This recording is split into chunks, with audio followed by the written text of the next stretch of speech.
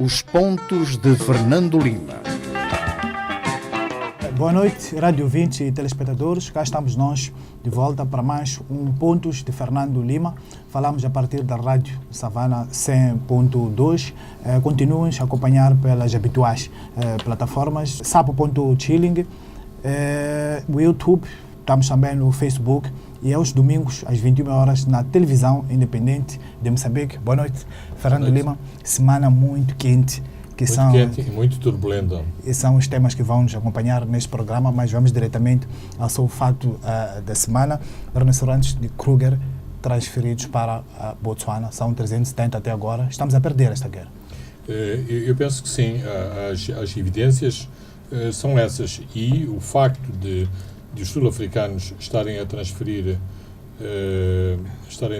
rinocerontes para o Botsuana, onde a tolerância à caça furtiva é tolerância zero, demonstra isso, ou seja, demonstra que as autoridades sul-africanas estão muito céticas em relação ao cometimento das autoridades moçambicanas contra a caça furtiva. Portanto, depois de um momento em que parecia haver uma boa cooperação entre Moçambique e a África do Sul, nos últimos meses, sobretudo a partir do início deste ano, parece que Moçambique baixou de novo os braços.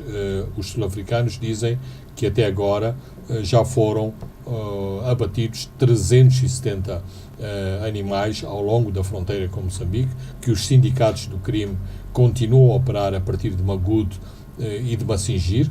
É notado que um adjunto de superintendente da polícia de nome João Fernando Zunguzi foi detido num carro de tração às 4 rodas com várias armas e katanas dentro do seu carro. Aparentemente não há um processo de crime contra este oficial de polícia e, portanto, partiu-se para esta operação, que é uma operação extremamente custosa. Cada animal translocado por via aérea custa $45.000, mas se tomarmos nota que cada quilo de chifre de rinoceronte custa no mercado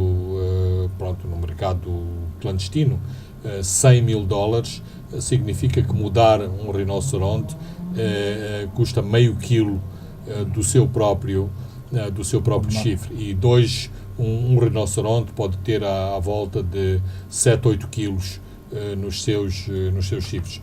Eu estive na quarta-feira no Kruger Park e claramente é possível notar que há muito menos rinocerontes, sobretudo na faixa ao longo da fronteira com Moçambique. Portanto, é sério mesmo a atividade da caça furtiva. A caça furtiva também tem conhecido um recrudescimento no norte de Moçambique e quando as autoridades de Moçambique argumentavam que a zona centro parecia que estava imune à caça furtiva, nomeadamente aos grandes animais, também foram reportados abates de elefantes na zona da Gorongosa e na zona das coutadas que circundam a zona de Gorongosa. Portanto, a caça furtiva também está a aumentar contra os grandes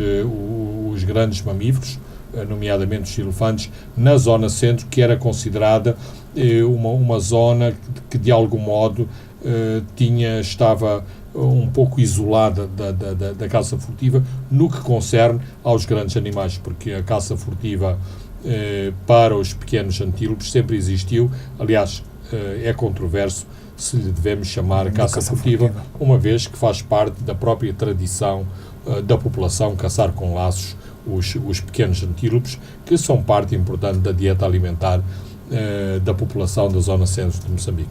Muito bem, Fernando Lima, vamos agora aos temas que elencamos para este programa. A vila sede de Mocimboa da Praia acordou esta quinta-feira em Alvoroço. Pelo menos estima-se que 3 dezenas de homens fizeram 3 ataques em simultâneo, um deles no posto de Awazi, que dista 100 km da vila, e os outros dois exatamente na vila. Aparentemente um grupo muito bem estruturado, com um comando operativo também estruturado, e fala-se de ligações a grupos de extremistas islâmicos radicais. Fernando Lima, estamos em presença de quê?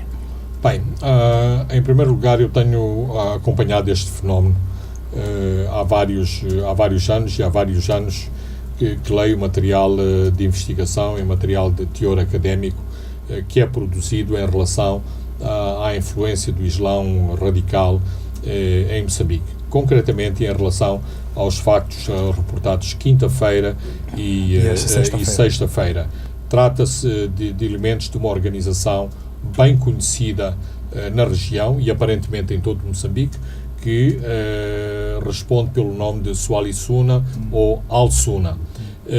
Os seus elementos também fazem questão em terem uma indumentária própria e terem também traços que os identificam em relação a outros crentes islâmicos. Nomeadamente, são pessoas que, os homens, cortam as suas calças abaixo do joelho, para além de usarem as túnicas tradicionais islâmicas, o hijab. Para além também de andar um pouco encapuçados. Usam cabelo rapado e usam um tipo de barbicha. Aqui no Sul, às vezes costumamos dizer que é barbicha tipo timbute, tipo de bode. Esta é uma característica de identificação física destas pessoas. Habitualmente, as pessoas, quando vão à mesquita e mesmo fora da mesquita, usam um cofió. Os elementos deste grupo usam turbante, portanto, um pano que, habitualmente branco, que amarram à volta da cabeça. Nestas ações violentas em Mocimboa da Praia, o mesmo turbante foi descido até à cara para taparem, ocultarem a sua face. Quais são os objetivos deste grupo e que há anos que vêm sido reportados, incluindo, eu já li coisas sobre estes grupos no próprio jornal Domingo. Portanto, estes são grupos que operam ao longo da costa. As suas mesquitas são distintas das outras mesquitas, portanto, pensa-se que é aqui que é feito o indoctrinamento dos elementos da Swalisuna. E eles, quando falam com a população, quando falam com outros elementos, defendem que as crianças, por exemplo, não devem ir à escola pública, devem ir à madraça, que as barracas não devem beber, não devem vender álcool. Em alguns lados foi reportado que eles não gostam que a população não deve pagar impostos. Também foram reportados que alguns elementos da Swalisuna, que são condutores de chapa, acham que a polícia exerce uma grande repressão sobre eles na atividade como chapeiros. E, aparentemente, esta foi uma das causas próximas. Durante os seus cultos ou no fim das suas orações religiosas, os grupos da Swalisuna dedicam-se também a artes marciais. E a polícia e a segurança moçambicana, que tem andado em cima das atividades deste grupo, proibiu que houvesse estas artes marciais, nomeadamente, a população diz que é boxe, mas eu acho que não é boxe. As outras descrições confinam são mais... basicamente treinos para o uso de katanas, porque estavam munidos também de katanas. Sim, com facas e katanas. Portanto, os treinos que fazem nas mesquitas são de facas e katanas e e de outras lutas, portanto, com punhos, com os braços e com os pés. Este grupo tem ramificações para Nangade, para Moeda, para Mocimboa da Praia, para Palma, mas também aqui dizem que aqui em Maputo há elementos da Alsuna que se distinguem de outros elementos. A raiz da Alsuna, da Sualisuna, tem a ver com bolsas de estudo que têm sido oferecidas a moçambicanos para irem estudar no Sudão e na Arábia Saudita. Mas este é um alerta que as autoridades norte-americanas já haviam emitido. Sobretudo as autoridades norte-americanas, chamando a atenção se o governo de Moçambique de facto tinha conhecimento que havia estes moçambicanos que estudavam no Sudão e na Arábia Saudita, porque habitualmente, e ao contrário dos outros movimentos bolseiros, este movimento não passa pelo Ministério da Educação. Por exemplo, havia bolsas para a Líbia, há bolsas para a Argélia, e estes movimentos passam pelo Ministério da Educação. As bolsas para a Arábia Saudita e para o Sudão não passam. Não passam. Aliás, isto são movimentos religiosos, não são movimentos Estado a Estado. Significa que o Estado não tem controle. Exatamente. Mas o tipo de madraças que frequentam estes bolseiros são madraças sunitas e de tendência wahhabita, que clama para si a interpretação mais fiel do Islão, e são estes elementos que têm vindo do exterior, e quando eu digo vindo do exterior, moçambicanos que estudaram no exterior, que têm sido muito influentes na divulgação desta interpretação corânica, e que têm de tempos a tempos provocado incidentes, sobretudo ao longo da costa, ao longo da zona de influência de Moçambique, dominada pelos quimoanos, pelos moanis. E mesmo neste movimento desta quinta e sexta-feira, eram os moanis que eram dominantes, e era o quimoano que era a língua dominante nas comunicações que eram estabelecidos. Aparentemente, estes grupos estavam muito organizados. Cada grupo que atacou as esquadras de polícia de Mocimboa da Praia e a esquadra, o comando da polícia em Awass. Awass fica a 60 km de Macomia, fica a 100 km de Mocimboa. É um cruzamento onde há uma ramificação para Moeda e outra para a estrada de Mocimboa, que prossegue até Palma. Todos os grupos quase atacaram simultaneamente e eram constituídos por 8 elementos. Os dois polícias de que há notícia que pereceram nos confrontos, exatamente, verificaram-se na própria esquadra, no comando da polícia da Awass, e um segundo num posto de controle de polícia de trânsito logo depois da Awass. Claro que a polícia de Moçambique reagiu. Aparentemente os primeiros reforços vieram de Moeda. A população reporta que, inclusivamente, na coluna de reforço e de apoio à polícia de Mocimboa da Praia, havia um autocarro da Nagui Investimentos. Isto não é a primeira vez que ouvimos o envolvimento de companhias de transportes públicos envolvidos em ações militares, como acontecia na Zona Centro. Outra característica é de que em cada ação, em cada investida contra as esquadras, por exemplo, em Awass foram furtadas ou roubadas todas as armas do comando provincial, estes indivíduos da Al-Suna gritavam Allah Akbar, ou seja, Deus é grande, que é também uma expressão muito comum nos movimentos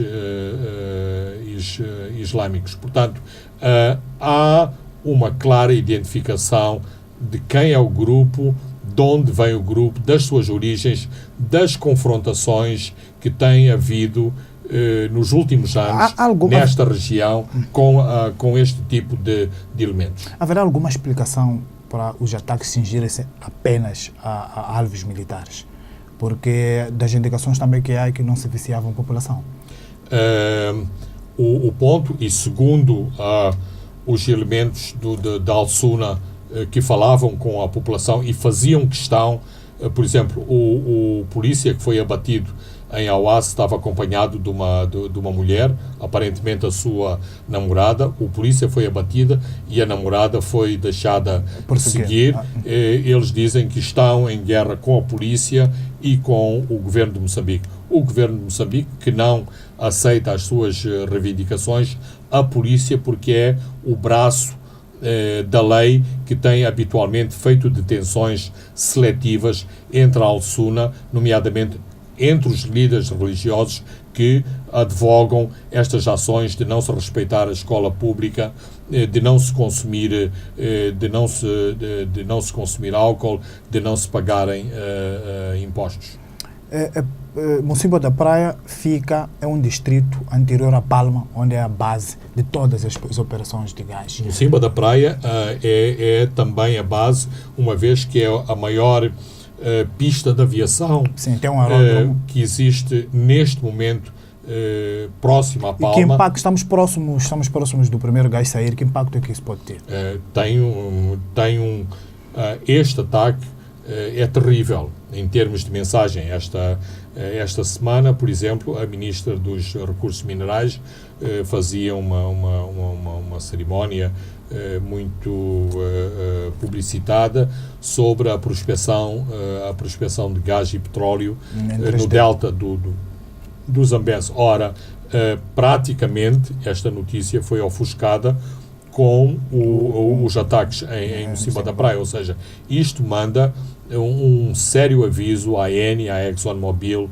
Por exemplo, esta semana saiu também uma notícia sobre o interesse da ExxonMobil no bloco 1, ou seja, no bloco que é em que a companhia líder na exploração é a Anadarko. Esta notícia passou completamente despercebida porque a notícia-chave é o ataque a Mocímboa da Praia, de onde a Eni e a Anadarko faziam a rotação das suas equipas de trabalho para as plataformas ao largo da costa do Rovuma. Portanto, é daqui que chegam os aviões vindos da África do Sul com as equipas de substituição das petrolíferas e saem os helicópteros que depois levam as equipas para as plataformas que atuam offshore junto à costa de Moçambique. Esta manhã, começavam a surgir vozes que argumentavam que projetos tipo Ematum, projetos tipo Proíndicos já antecipavam este tipo de problemas e também visavam travar este tipo de grupos. É por oportunismo ou estão no caminho certo?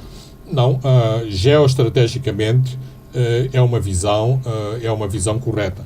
Se a estratégia dessas três empresas e do investimento nessas três empresas e do tipo de investimento foi feito, há um ponto de interrogação. Agora, considerar geoestrategicamente um atentado, ou seja, uma ameaça, a possibilidade de grupos radicais atacarem essa zona, atacarem zonas de recursos minerais, isto é óbvio. Qualquer think tank, qualquer grupo académico de pesquisa e investigação faz as suas simulações em relação a este tipo de ameaças a zonas como as zonas de exploração de petróleo e gás e zonas de exploração de carvão. Eu acho que são questões distintas. Uma questão é considerar-se a ameaça, teoricamente, e investigar-se que tipo de resposta deve ser dado a essa ameaça. Outra coisa é dizer que é por causa disto que existia a Ematum e as outras duas empresas e constituírem-se e desenvolverem-se nos termos em que foram constituídas e desenvolvidas, porque, em última análise, a questão do terrorismo, a questão da ameaça terrorista não é um problema de Moçambique, é um problema à escala global e certamente que Moçambique encontrará os seus aliados e aliados muito fortes para lutar contra o terrorismo. Mais, nas plataformas da ENI e nas plataformas da Anadarko sempre houve segurança e sempre houve segurança que era partilhada com o exército moçambicano, com a Marinha de Moçambique, com a Marinha da África do Sul, com a Marinha indiana. Portanto, Moçambique, ao longo dos anos, por causa destas ameaças, desenvolveu também iniciativas internacionais no sentido de se defender contra estes potenciais atentados. Não é por acaso que, num caso de um rapto e confisco de uma embarcação de captura de camarão, ela foi aniquilada por uma patrulha da Marinha de Guerra indiana. Fernando Lima, é mais uma dor de cabeça para o presidente Nyusi, numa altura que também estava numa outra frente com Arnam. É muito triste e às vezes quase que dá para pensar em teorias da conspiração, ou seja, na mesma semana que Nyusi sai aparentemente como o grande vencedor. Termina o Congresso, é elogiado por Afonso Dhlakama, morre o Amurani, é assassinado o Amurani e agora temos este problema. Para além da queda do grupo de Nampula nas estruturas de direção da Frelimo. São muito más notícias. É mais uma preocupação para o governo de Moçambique, para o presidente de Moçambique, que tem que, lutar em mais uma frente, quando se pensava que o desenvolvimento do projeto do gás avançava a todo vapor e a questão da instabilidade política tinha apenas uma frente, que era a frente da RENAM. Ou seja, o governo está a tentar resolver o problema com a RENAM e abrem-se pelo menos mais um ou dois focos de instabilidade no país, numa área extremamente sensível. Eu, esta semana, ouvi uma expressão que já não ouvia há muitos anos e que sempre foi a grande dor de cabeça do governo colonial, que é o povo Makua e a reivindicação de que Mahmoud Amuran é o representante do povo Makua. Ora, nós sabemos, etnicamente, a população Makua é o maior grupo étnico de Moçambique e, portanto, este tipo de reivindicações não podem ser recebidas de ânimo leve. E podemos afastar ramificações deste grupo com o grupo islâmico Al-Shabaab? É assim, eu tenho lido sobre este tipo de colagens ou potenciais colagens. A questão sobre o Al-Shabaab, sobre o Boko Haram, sobre o Estado Islâmico, sobre a Al-Qaeda, são tudo braços do mesmo povo. Ou seja, há uma união ideológica entre esta interpretação do Corão que leva ao desenvolvimento destes grupos. Estes grupos não tem como objetivo principal a tomada de poder, independentemente deles chamarem Al-Sunna, Swahili Sunna ou Al-Shabaab, porque o vínculo ideológico está lá, a semente ou o veneno do wahhabismo está lá. Portanto, digamos que é como, apesar disto ser uma heresia, dizermos que os movimentos de guerrilha marxista tinham comando central. Não tinham um comando central. No entanto, havia guerrilhas marxistas em África, guerrilhas marxistas na América Latina, porque o detonador e o elemento central de comando era a ideologia marxista, a ideologia que se acreditava que é a ideologia da libertação dos povos. Também ao nível do Islão, estes movimentos acreditam não só na expansão do Islão, como, digamos, um movimento anti-cruzadas, ao contrário, por força dos militantes do Islão, ou seja, a Jihad, que é exatamente o movimento para lutar contra os cruzados, os movimentos cristãos que invadiram, naquela altura acho que não se chamava Médio Oriente, mas que invadiram toda uma região sagrada para o Islão. Fernando Lima, vamos a um brevíssimo intervalo e voltamos já. Pontos de Fernando Lima. Boa noite, rádio ouvintes e telespectadores. Estamos de volta à segunda parte e última dos pontos de Fernando Lima. Fernando Lima, ainda neste tema sobre o terror em Mocimboa da Praia, um último ponto. Por que que o governo nunca atuou neste assunto e mesmo agora não admite que há estes grupos? Parece-me estar a tratar aparentemente o assunto de ânimo leve. Lembro-me que nos primeiros anos, em 76, as primeiras incursões da Renamo, colocámos a propaganda em frente, tratávamos de bandidos armados e 16 anos depois estávamos sentados com eles em Roma. Eu penso que há muitas confusões no seio do governo. E quando eu digo confusões em termos de baralhação mental no seio do governo, de como tratar estas questões. Começa logo com a questão do laicismo de Estado e com a interpretação oportunista que existe neste momento no governo em relação àquilo que é um Estado laico. A partir do momento que há uma confusão na interpretação do Estado laico, depois a confusão vai por aí abaixo. Por exemplo, quando se confunde ideologia, religião e poder económico, está o caldo entornado. Então, Moçambique, e porque muitos elementos da comunidade islâmica são, de facto, muito poderosos economicamente, confunde as duas facetas e, portanto, depois pensa que por meia dúzia de minutos numa cerimónia religiosa em que um Che vai fazer um discurso, isto significa conciliação, porque as meninas em determinada altura do ano podem usar lenço na escola pública, que isto é uma simpatia em relação ao Islão e à comunidade islâmica, porque um ataque contra um órgão de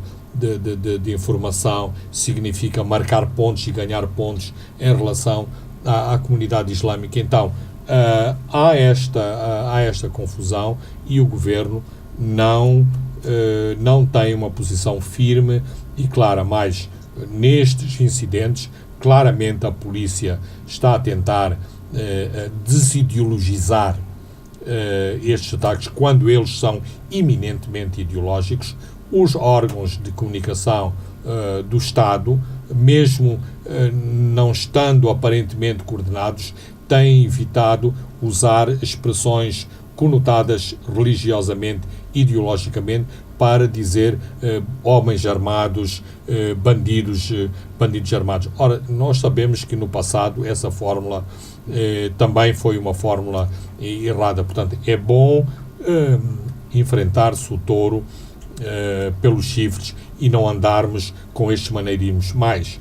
É preciso atuar sobre as comunidades religiosas, neste caso a comunidade islâmica, porque o Islão é eminentemente um movimento de paz e a Al-Sunna e a Suali-Sunna são pequenas franjas do islamismo e do islamismo em Moçambique. Agora, se ficamos na bancada, na plateia, a assistir ao desenvolvimento destas franjas para eventualmente se tornarem no movimento líder dentro do Islão, isso é perigoso. Portanto, há muito tempo que se deveria ter feito trabalho nas madraças, nas mesquitas, conversando com os líderes religiosos para, de facto, se abordarem estas problemáticas dentro do Islão em Moçambique.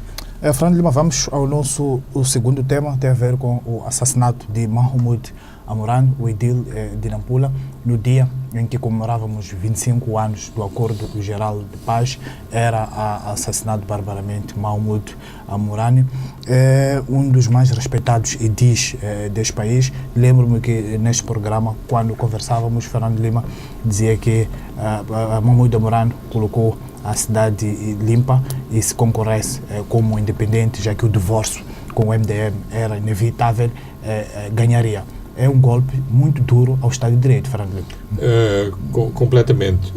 E uma terrível propaganda negativa para Moçambique. Eu compreendo os esforços das autoridades de Moçambique em tentarem apresentar este país como um país viável, com grandes possibilidades de desenvolvimento, de investimento, mas há muitos cantos da nossa casa, da nossa política doméstica, que ainda não estão resolvidos, e a morte de Amoran reflete exatamente isto. Mais uma das razões, porque não tenho dúvidas que este foi um assassinato político, é escolher-se o dia da paz, o dia da reconciliação, com a morte de um político jovem, promissor, e que tentava fazer as coisas, tentava fazer política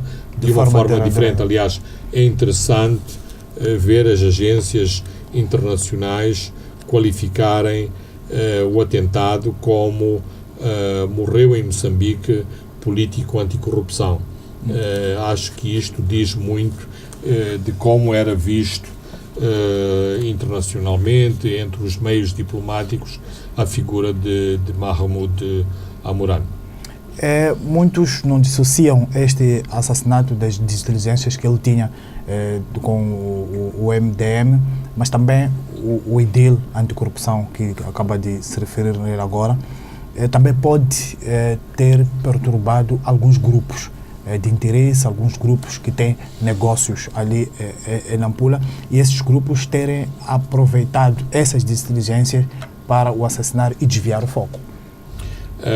Claramente, objetivamente, e eu gostava que isso fosse entendido corretamente, todos os três grandes partidos têm a beneficiar com a morte de Amoran, objetivamente. Portanto, isto não significa que contribuíram, participaram, não há qualquer evidência, e isto seria leviano da minha parte sugerir isso. Agora, ele era um empecilho para todos estes partidos. Tirou a liderança da Câmara ao partido Frelimo. Era um obstáculo à própria Renamo e criou uma grande desavença no seio do MDM. Portanto, cada um dos três partidos, neste momento, acha que pode conquistar ou reconquistar Nampula, ao invés de um cenário completamente inverso, que era a continuidade de Amoran, podia garantir que Amoran continuasse edil de Nampula, não com a bandeira de nenhum dos três partidos, e esta é a parte subversiva da questão, desse ou abrir-se caminho a um grande partido de origem nampulense, para não dizer um grande partido macua. E isto assusta muita gente. E ficava com a parte norte, enquanto já temos um grande partido que controla muito a parte centro.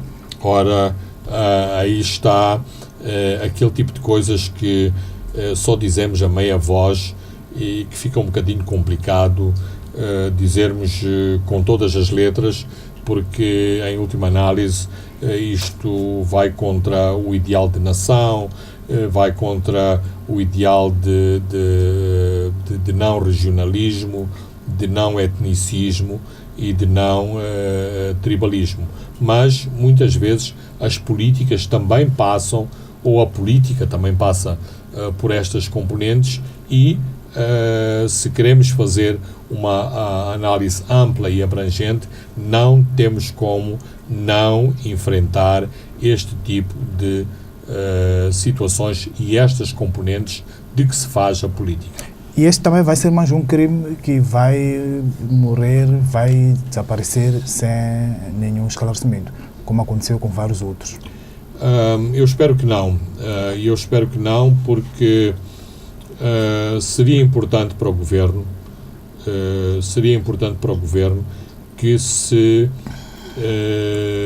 encontrassem os culpados deste crime. Por um lado, poderá potencialmente isentar o governo e as forças políticas que estão por detrás do governo, automaticamente. O próprio partido governamental, sim, deste atentado. Depois, é prestigiante para o país que há um atentado, mas os seus atores foram rapidamente neutralizados. E não, como infelizmente tem sido muito comum nos últimos anos, acontecem os crimes mais bárbaros e até hoje estamos sem encontrarmos quem os fez e conhecermos as reais motivações sobre o crime. Um outro elemento também muito importante é que é extremamente intimidatório este baleamento mortal contra a Mourane. Todas as pessoas que têm sentido crítico, que se pronunciam, que falam publicamente, se devem sentir intimidados por esta facilidade com que se elimina uma figura pública moçambicana. Há possibilidades de irmos a uma intercalar.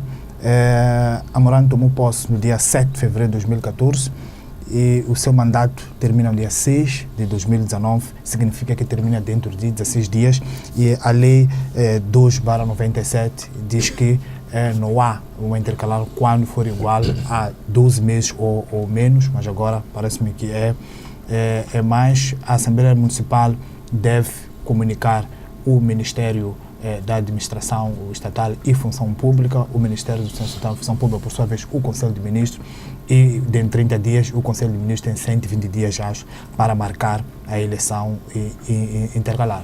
Vai ser, e depois na eleição intercalar vão entrar todos os partidos, vai ser uma antecâmara para a eleição de 2018. Isto é a percepção legal de como este assunto deve ser resolvido, não obstante dois elementos da Comissão Nacional de Eleições terem opinado de forma divergente. Um a defender que compete ao Governo decidir se há ou não intercalares, e outro dizendo é óbvio, há intercalares.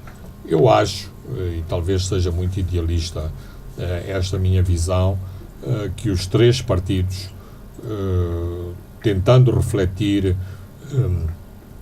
o seu repúdio a este bárbaro assassinato, deviam abster-se de pressionar para eleições intercalares, recusarem-se a disputar eleições intercalares para mostrar de forma muito prática e muito evidente que, por um lado, respeitam Amoran, respeitam os valores porque Amoran lutou, e até ver claramente a sua bandeira em anticorrupção era um elemento muito forte, por isso mesmo afastou muitos elementos do MDM da direção Mas da assim, Câmara. assim ficaria o presidente da Assembleia Municipal do MDM, que nos últimos tempos travava-se com Amoran dentro da Assembleia Municipal. Eu sei, conheço todos esses detalhes, mas penso que é muito mais importante uma frente anticorrupção dos 3 maiores partidos de Moçambique, uma frente antiterror em Moçambique dos 3 principais partidos, e isto manda para a opinião pública uma mensagem muito importante, que é os 3 principais partidos, por repúdio ao assassinato de Amoran, recusam a participar em eleições intercalares, mesmo que elas fossem formalmente declaradas. Mas, claro, a política tem outros elementos baixos, e não estou seguro que este gesto de nobreza e de idealismo seja seguido e seja comungado pelas direções da Frelimo, da Renamo e do MDM. Fernando Lima, vamos ao nosso último tema, que tem a ver com o 11º Congresso da Frelimo, que terminou. Até que ponto é que Filipe Nyusi conseguiu impor as suas pedras nesse Congresso, sobretudo nos órgãos decisórios do partido, o Comitê Central e a Comissão Política? Eu penso que o Congresso correu bem a Filipe Nyusi. O Presidente, ele próprio, teve uma votação norte-coreana 99,72%. na sua eleição. Não diria que houve um unanimismo coreano em relação à estrutura do partido. Eu diria que a sua vitória se cifrou nos 85%. A Comissão Política não é um unanimismo de Ossanas a Filipe Nyusi, mas também é saudável. Aliás, se o próprio Presidente defende a diversidade, o pluralismo, não é possível, aliás, não pode querer para si o que era criticado no seu antecessor, ou seja, uma comissão política de palmas e de sim senhor. Acha que entrou massa crítica suficiente? Massa crítica claramente entrou, o que é importante. Massa crítica 100% a favor de Filipe Nyusi, tenho sérias dúvidas, mas a política não se faz de unanimismos, é preciso divergência, é preciso sentido crítico, é preciso vozes e visões que tenham sentidos diferenciados. Portanto, isso é bom para a direção da Frelimo. Agora, para já, com o tal do unanimismo coreano na votação a Nyusi, o endosso antes do tempo de Nyusi como candidato presidencial às eleições de 2019, um comitê central e uma comissão política que claramente lhe são mais favoráveis, o sentimento crítico da opinião pública irá aumentar muito mais, no sentido de não tolerar que Nyusi venha a choramingar para a comunicação social, a dizer que não pode acertar o acordo de paz com Dhlakama porque tem as mãos atadas, que não pode avançar no relatório Kroll porque não lhe deixam, que não pode avançar na cooperação, no restabelecer da cooperação internacional porque alguém está bloqueado. Então, aliás, esses 99,72% é uma espécie do endosso, claramente, um presente envenenado. Não é um presidente envenenado, mas é do tipo que não nos vem aqui com exato, amigos. nesse sentido, sim. Nesse sentido, sim, é um Até ótimo... o próprio Afonso da Cama está animado com esses resultados do Congresso. É um ótimo balão de oxigênio. Meu irmão, tem os pulmões... Estás blindado, avance.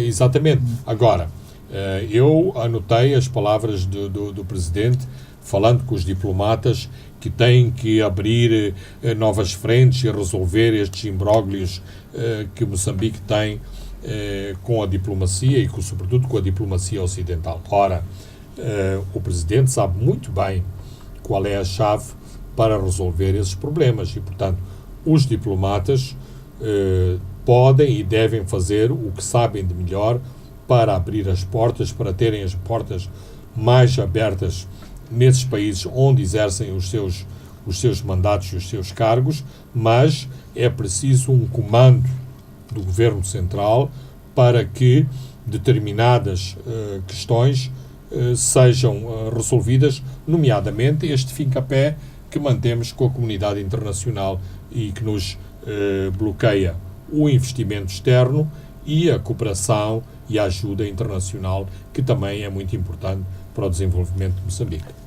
E espera o Fernando Lima, com estas entradas e saídas, temos aqui, por exemplo, a entrada de Argeli, o antigo primeiro-ministro, que foi uma das vítimas de Muxara, perdeu a eleição para entrar na comissão política, regressou, foi exonerado, agora é embaixador na China. A comissão política reúne-se quinzenalmente, de 15 a 15 dias, tem de estar cá em Maputo, como aconteceu com Vaquina, quando entrou na comissão política e era governador da província de Tete, teve que vir a Maputo como primeiro-ministro, e depois há ministros importantes que não conseguiram a eleição para o Comitê Central, que os deixa um pouco fragilizado politicamente e mesmo politicamente dentro do governo. Acha que nos próximos dias teremos uma remodelação governamental? Que teremos mexidas governamentais, não tenho a mínima dúvida. Vai haver, aliás, hoje, sexta-feira, foi anunciada a exoneração do vice-ministro da administração estatal por força da de sua ser eleição, o secretário-geral da Freire Lima. Agora, não devemos ver uma remodelação governamental à luz de princípios informais que foram estabelecidos em administrações anteriores. Por exemplo, havia um princípio, um conceito que todos os membros da Comissão Política tinham que ter cargos governamentais. Quando o Nussi chegou à presidência, afastou claramente esse princípio. O único membro tinha um cargo ou tinham que estar em Maputo? Não. Tinham que ter cargos governamentais. Lembra-me muito bem da questão Alcinda Abreu, que foi afastada do cargo de Ministra dos Negócios Estrangeiros e claramente foi acomodada no Ministério do Ambiente. Porquê? Porque era membro da Comissão Política. Porque existia esse princípio da Comissão Política do Governo, porque assim dá-se mais importância política, peso político ao Governo. Nussi veio fazer uma coisa completamente ao contrário e os seus colaboradores explicavam a toda a gente que os queria ouvir. Este Presidente fez questão em afastar toda a Comissão Política do Governo, à exceção de José Pacheco, que, por sinal, tinha disputado a candidatura a Presidente com ele e talvez por causa disso manteve o seu lugar no governo, porque senão poderia também ter esta interpretação que houve logo represálias sobre este candidato, foi afastado do governo porque poderia fazer sombra. Penso que não foi isto. Tanto quanto eu sei, Pacheco sempre teve uma atitude de grande lealdade em relação ao Presidente da República, mas bem, estas são as interpretações. Logo, as linhas de força de uma potencial remodelação não passam apenas por questões de ligação Comissão Política-Governo, por questões de geografia. Por exemplo, teoricamente, Alcinda Abreu agora vive em Manica. E, portanto, será que tem que apanhar o avião de 15 a 15 dias de 15 em 15 dias para a Comissão Política? Não sei, às vezes o Governo diz que faz austeridade, mas depois na prática essa austeridade